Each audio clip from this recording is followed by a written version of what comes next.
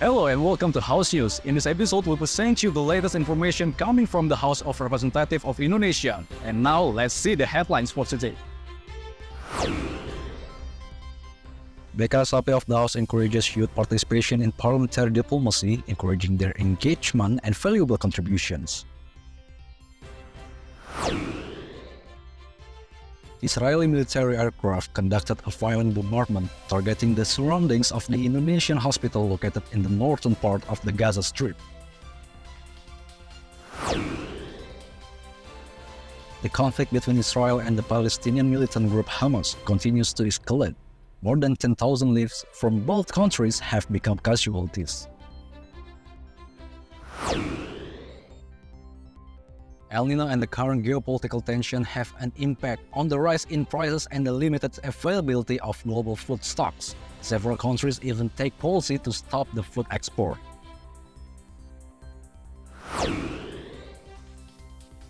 The proposed amendment on marine affairs law involves change in marine security and law enforcement, aligning with the government's 9-point agenda known as Nawacita.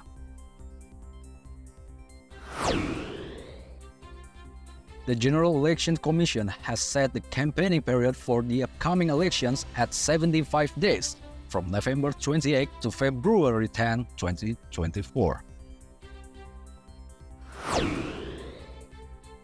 Indonesia hosts the FIFA Under-17 World Cup in 4 different cities in the upcoming days, starting with the opening ceremony in Surabaya. The Soccer Association of Indonesia has appointed 4 cities on the islands of Java to host the tournament of FIFA Under-17 World Cup. Exercise is not limited to running on the treadmill or lifting weights at a gym. You can do quick works out anywhere and still get the benefit of an active lifestyle. BKSAP of the House introduced the concept of parliamentary diplomacy to the economic community, highlighting the role in strengthening international cooperation and diplomatic relations. During BKSAP Day at Yogyakarta State University, the Vice Chairperson of Committee for Interparliamentary Cooperation of the House, Sukamta, presented the role of parliamentary diplomacy to students, college students, and academics to establish a well-informed community. He also highlighted how the younger generation is important for successful diplomacy because educated people bring valuable ideas and ensure smooth diplomatic efforts. Kunjungan dari pimpinan dan anggota BKSAP ke daerah-daerah ya, kadang-kadang ke Pemda, kadang ke kampus, dan utamanya memang ke kampus-kampus, baik itu di Jogja, di Padang, di Palembang, di Bandung, di mana-mana sebagai satu sosialisasi, tapi juga penyerapan ide, gagasan, dan aspirasi dari para mahasiswa. Ide-ide terobosan-terobosan dari para mahasiswa itu cukup menarik untuk di-follow up. Meanwhile, member of BKSAP of the House Ratih Megasari Singkaru emphasized BKSAP Day is very important for academics and students. Through parliamentary diplomacy, the House plays a significant role in addressing global issues, building diplomatic relations, and promoting peace on a global scale. Penting kalau menurut saya penting ya, kadang tuh kita tuh tidak terlalu melek dengan urusan di luar daripada negara kita gitu. Karena ternyata isu-isu internasional itu juga sangat penting dan juga ternyata tanpa kita sadari pun sangat berpengaruh juga di negara kita gitu. Jadi kinerja BKSAP itu kenapa kita sosialisasikan agar masyarakat ini bisa mengetahui bahwa ternyata diplomasi antar negara tuh penting sekali. From Yogyakarta, Ade Adriansyah, TVR Parlemen, report. Member of BKSAP of the House criticized Israel's attack on the Indonesian hospital in Gaza, emphasizing the hospital is purely dedicated to providing humanitarian assistance. Member of BKSAP of the House, Ravindra Erlangga, mentions amid the current difficult situation, the Indonesian hospital in Gaza requires safeguarding and security. The hospital is one of the 2 healthcare facilities serving the Palestinian community in the Gaza Strip, and it has been facing brutal attacks from Israel for about a month. Kami juga menyesali Rumah Sakit Indonesia mendapat tudingan seperti itu karena kita mengemban misi kemanusiaan. Ya, jangan rumah sakit kita yang mengembangkan misi kemanusiaan ini terkena dampak dari agresi ini, karena murni kemanusiaan dan murni bentuk persaudaraan antara umat manusia.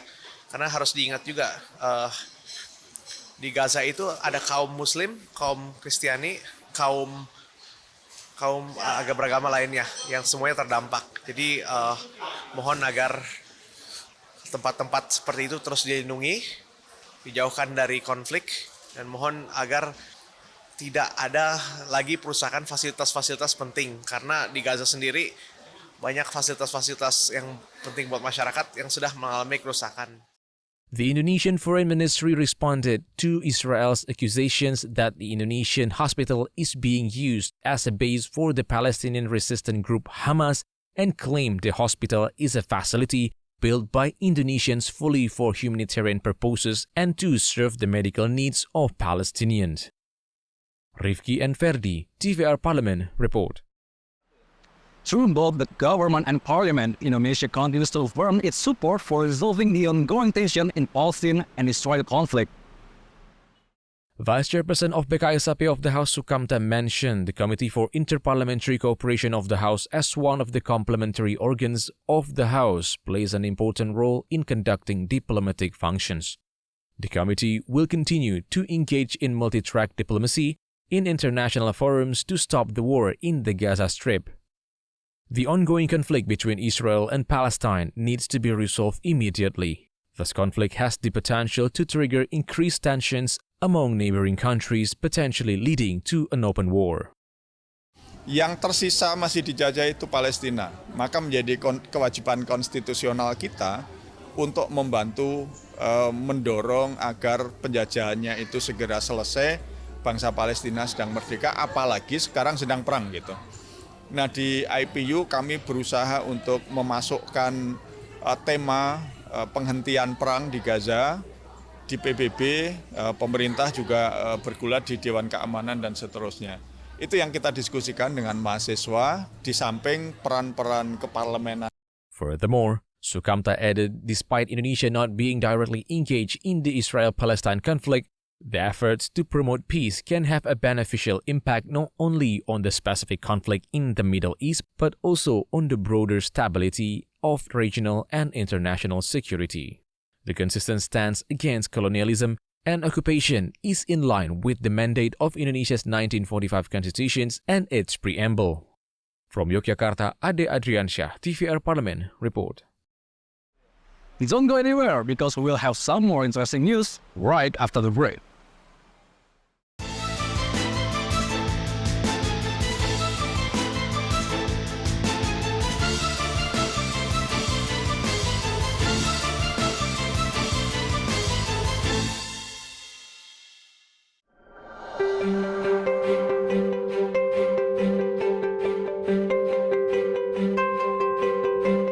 Komisi 1 DPR RI merupakan salah satu dari 11 komisi yang ada di DPR RI. Berdasarkan keputusan Rapat Paripurna DPR RI tanggal 29 Oktober 2019 yang mempunyai ruang lingkup tugas di bidang pertahanan, luar negeri, komunikasi, dan informatika, serta intelijen.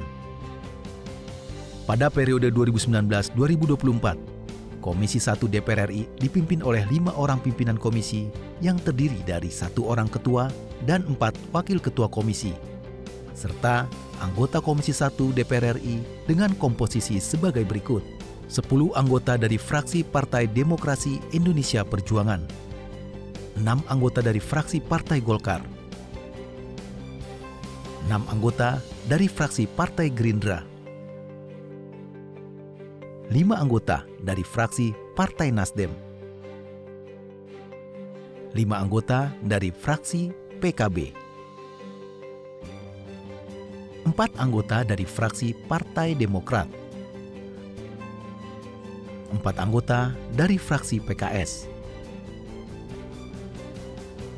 3 anggota dari fraksi PAN, dan 1 anggota dari fraksi P3.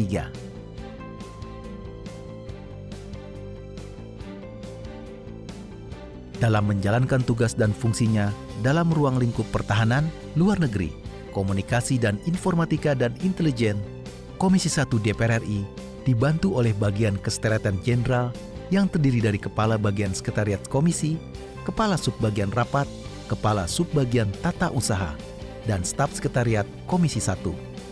Selain itu, ada juga tenaga ahli alat kelengkapan Dewan yang bertugas mendukung pelaksanaan fungsi, wewenang, dan tugas Komisi 1 DPR RI. Ketentuan khusus yang mengatur mengenai tenaga ahli DPR sendiri diatur dalam Peraturan DPR Nomor 3 Tahun 2014 tentang pengelolaan tenaga ahli dan staf administrasi anggota DPR RI.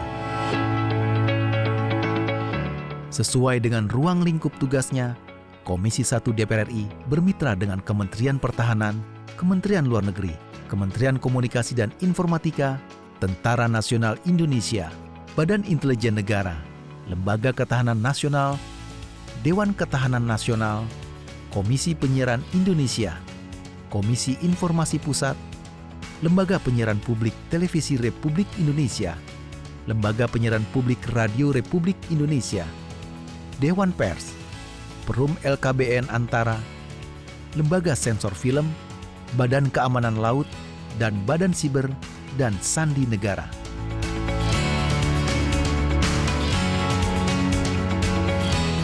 Dalam melaksanakan tugas di bidang legislasi, anggaran dan pengawasan, Komisi 1 DPR RI dapat mengadakan rapat kerja dengan pemerintah yang diwakili oleh menteri, pimpinan lembaga, konsultasi dengan Dewan Perwakilan Daerah, rapat dengar pendapat dengan pejabat pemerintah yang mewakili instansinya, rapat dengar pendapat umum, rapat kerja gabungan, dan kunjungan kerja.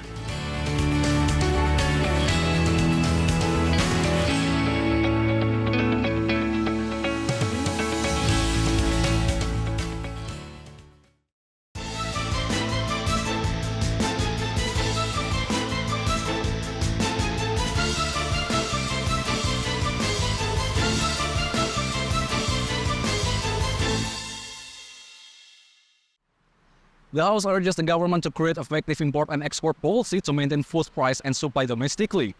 The outcome is expected to influence the national inflation rate. Member of Commission 11 of the House Andrea Susetio reminds the government to pay attention to Indonesia's food export and import policies to maintain food supply within the country. The government should prioritize domestic needs before making decisions to export food to ensure the people of Indonesia do not face difficulties in accessing affordable food. Bukan hanya Indonesia, kalau kita lihat sudah 22 negara yang bahkan tidak mau mengekspor pangannya. Ya, jadi karena sekarang ini efek kekeringan karena El Nino itu berdampak kepada ketersediaan pangan. Makanya sangat penting bagi kita yang utama adalah menyediakan kebutuhan pangan untuk masyarakat kita, sehingga dengan demikian dengan tercapainya persediaan yang cukup, maka diharapkan harga itu tidak naik dan itu tidak berdampak kepada mempengaruhi kesejahteraan masyarakat kita. Andreas also recommends finding a balance in both exports and imports. A complete stop on mineral commodities export would have an impact on the state's revenue, while reducing unnecessary imports will help the state budget. Ferdian and Rifki, TVR Parliament, report. Vice Chairperson of Commission 1 of the House Utut Adianto has been elected as the leader of the Special Committee on the Draft Law on Amendments concerning Marine Affairs. In the future, the discussion of the Marine Draft Law will involve cross-commission participation in the House. Those are Commission 1 regarding sovereignty, Commission 4 in Marine Affairs, Commission 5 in the transportation sector, and Commission 3 on law enforcement. Utut hopes the participation of multiple commissions will lead to a thorough and inclusive legal framework. Di nawacitanya Presiden Joko Widodo justru kelautan menjadi titik berat, ada tol laut, macam-macam lah. Sesungguhnya potensinya dahsyat. Kalau kelautan ini bisa kita jaga, bisa potensinya multiplier efek. Dan yang paling penting kita jaga undang-undangnya. Undang-undang yang ini apa? Pasti melibatkan Komisi 4, Komisi 5 Perhubungan dalam hal ini Laut, dan Komisi 1 soal kedaulatan dan penegakan hukum ada di 3. Jadi mudah-mudahan 3 aspek itu bisa tersinkronisasi dan dampaknya undang-undang itu yang bagus yang gimana?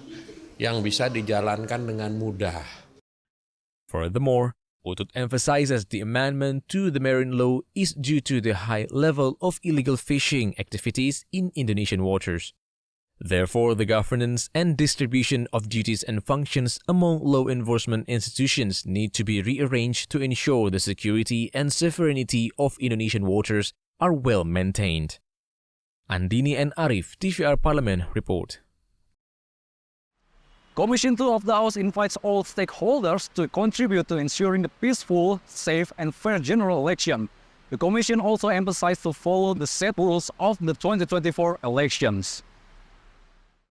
Member of Commission 2 of the House Amin Rohman urges election participants and organizers to maintain a conducive situation as the 2024 elections involve the simultaneous elections of the President, legislative representatives, and regional leaders. Therefore, the potential for conflicts in the 2024 election is greater than in previous elections. Karena pemilu 2024 ini adalah pemilu yang pertama serentak, ya, memilih eksekutif dan legislatif secara bersama. Nah, tentu ini sesuatu yang perlu kita cermati. Masyarakat juga siap untuk melaksanakan dan mengikuti. Nah, tentu kita semua berharap suasananya tetap kondusif. Para pihak juga menjaga agar kedamaian dalam pemilu ini tidak merusak persatuan dan kesatuan bangsa. As the election organizers, the General Election Commission and the Election Supervisory Board will face pressure from various parties. Therefore, the Vice Chairperson of Commission 2 of the House, Yanwar Prihatin, encourages the organizers to follow the regulations of the 2024 elections as well as the principles of honesty and fairness to maintain the integrity of the election process. Yang penting KPU pegang pada aturan main, penyelenggara pemilu baik KPU Bawaslu pegang rule of law-nya, tata aturan berpemilu. Kenapa harus begitu? Supaya dia memiliki ketahanan mental yang kuat untuk menghadapi serangan dari banyak pihak. Kenapa serangan dari banyak pihak? Namanya juga kandidasi pemilu, ya. Apalagi ini pileg, pilpres berbarengan, tekanan-tekanan itu pasti ada. Ken and Temi, TVR Parliament report. After a break, we have more updates coming from Under-17 World Cup, only on House News.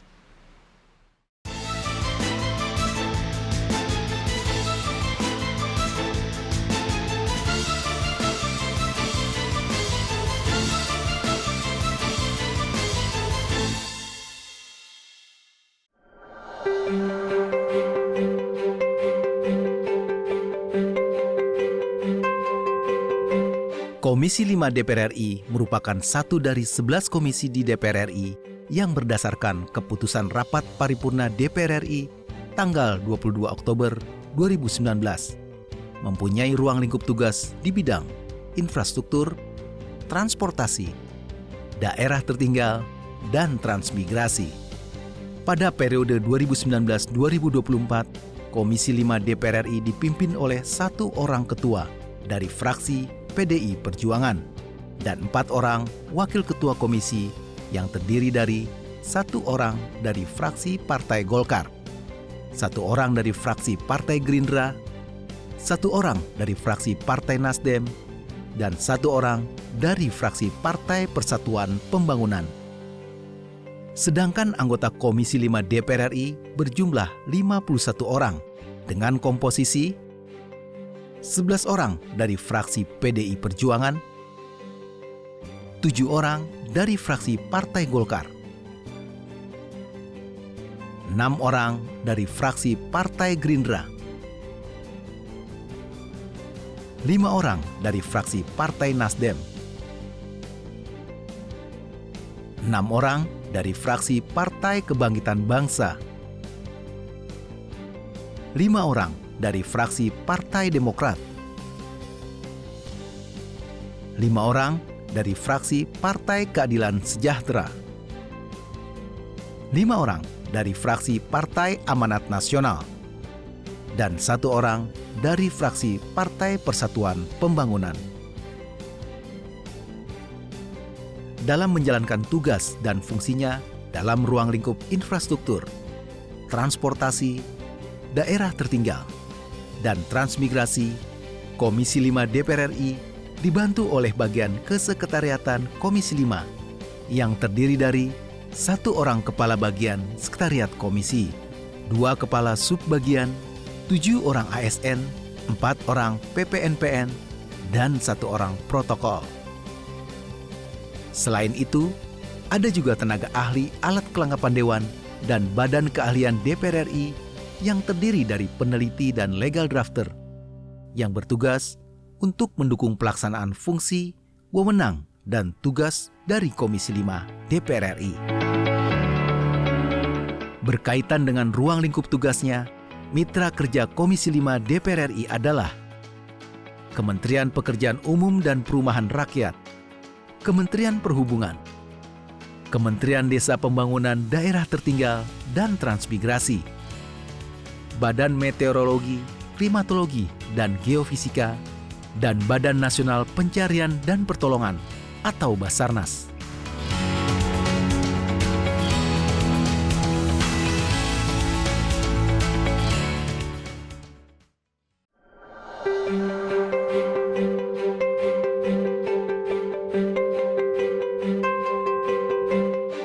Komisi 4 DPR RI merupakan satu dari 11 komisi di DPR RI yang berdasarkan keputusan Rapat Paripurna DPR RI tanggal 22 Oktober 2019 mempunyai ruang lingkup tugas di bidang pertanian, lingkungan hidup, kehutanan, dan kelautan. Pada periode 2019-2024, Komisi 4 DPR RI dipimpin oleh 1 orang ketua dari fraksi PDI Perjuangan dan 4 orang wakil ketua komisi yang terdiri dari 1 orang dari fraksi Partai Golkar, 1 orang dari fraksi Partai Gerindra, 1 orang dari fraksi Partai Nasdem, dan 1 orang dari fraksi Partai Kebangkitan Bangsa. Sedangkan anggota Komisi 4 DPR RI terdiri dari 10 orang dari fraksi PDI Perjuangan, 7 orang dari fraksi Partai Golkar, 6 orang dari fraksi Partai Gerindra, 5 orang dari fraksi Partai Nasdem, 6 orang dari fraksi Partai Kebangkitan Bangsa, 5 orang dari fraksi Partai Demokrat, 5 orang dari fraksi Partai Keadilan Sejahtera, 4 orang dari fraksi Partai Amanat Nasional, dan 2 orang dari fraksi Partai Persatuan Pembangunan. Dalam menjalankan tugas dan fungsinya dalam ruang lingkup pertanian, lingkungan hidup dan kehutanan, dan kelautan, Komisi 4 DPR RI dibantu oleh bagian kesekretariatan Komisi 4 DPR RI yang terdiri dari Kepala Bagian Sekretariat Komisi, Kepala Subbagian Rapat, Kepala Subbagian Tata Usaha, dan staf sekretariat Komisi 4 lainnya. Selain itu, ada juga tenaga ahli alat kelengkapan Dewan dan Badan Keahlian DPR RI yang terdiri dari peneliti dan legal drafter yang bertugas mendukung pelaksanaan fungsi, wewenang, dan tugas alat kelengkapan Dewan yang bersangkutan. Dalam hal ini adalah Komisi 4 DPR RI.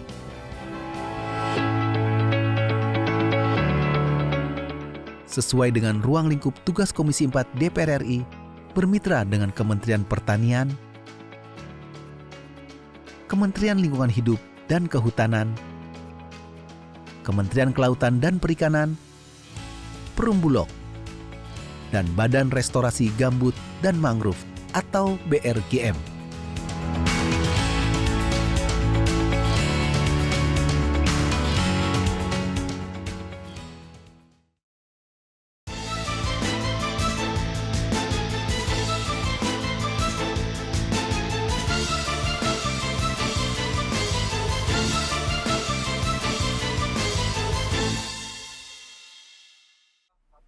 The opening of the Under-17 World Cup took place at Gelora Bung Tomo Stadium, Surabaya.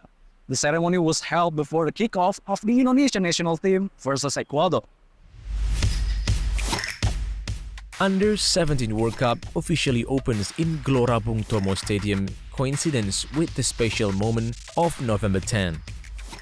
On this day every year, Indonesia celebrates its National Heroes Days to commemorate the Battle of Surabaya in the country's fight for independence. The festive occasion is also called National Remembrance Day. From now onwards, 10 November 2023 will also be remembered as a special day for the Indonesian players called up by coach Bima Sakti for a match that will never be forgotten. Indonesia hosting the FIFA Under-17 World Cup for the first time marked a significant chapter in its football journey, with the national team securing its first points in the tournament. The draw against Ecuador, while not a victory, has a historical stamp as it signals Indonesia's debut on the global football stage. This was the first ever game played by the Indonesian national team in any category of Football World Cups. Now, the team braces for the next match against Panama with the potential to advance to the knockout stage. Indonesia's selections as the host for the 2023 FIFA Under-17 World Cup followed Paris' withdrawal, replacing for the loss of the Under-20 World Cup hosting rights re-signed to Argentina. Some of the greatest young players on the planet are set to showcase their skill at the FIFA World Cup Tournament Under-17. The event takes place in 4 stadiums in 4 different cities across Java. Set in Jakarta, Bandung, Surabaya, and Surakarta, the 2023 FIFA Under-17 World Cup will see 24 countries go head-to-head in 6 different groups and qualification stages from November 10 to December 2. This is the first time that the Under-17 edition of prestigious sports tournament has been held in the country as well as in Southeast Asia. Opened in April 2022, Jakarta International Stadium is the newest at the tournament. It will host competitive international matches for the first time at the Under-17 World Cup, having previously staged friendly games. The Under-17 World Cup will be the second international event to be held at the Sijalak Harupat Stadium in Bandung after the 2018 Asian Games.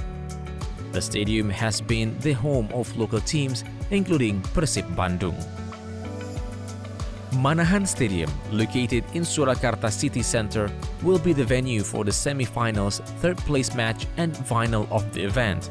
The stadium positions in the middle of the island of Java makes it accessible for fans from Jakarta, Bandung, Surabaya, other cities, and even countries. Gelora Bung Tomo Stadium is famous for the extraordinary atmosphere created by the supporters of Persebaya Surabaya.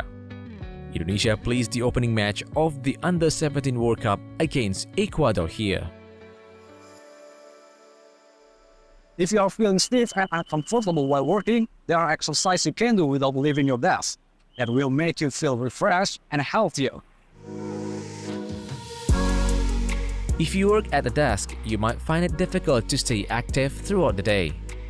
These short, office-friendly activities are simple enough to do seated or standing right at your workspace and require no equipment beyond body weight and sometimes a chair or desk. Bodyweight exercises are an excellent way to stay fit without special equipment. These exercises such as squats, push-ups, or planks can be done in comfort of an indoor space and offer a full body workout. Long hours of sitting at a desk can lead to back pain and poor posture. Implementing stretching exercises that specifically target the back can help lower tension and improve overall spinal health. Sitting for extended periods can lead to tight muscles, particularly in the legs. Leg stretching exercises can help improve flexibility, increase blood circulations, and reduce the risk of injuries. These stretches can be easily done at the desk, providing a quick and effective way to promote leg flexibility and overall circulations. And that's House News for today. Thank you for watching, everyone, and have a good day.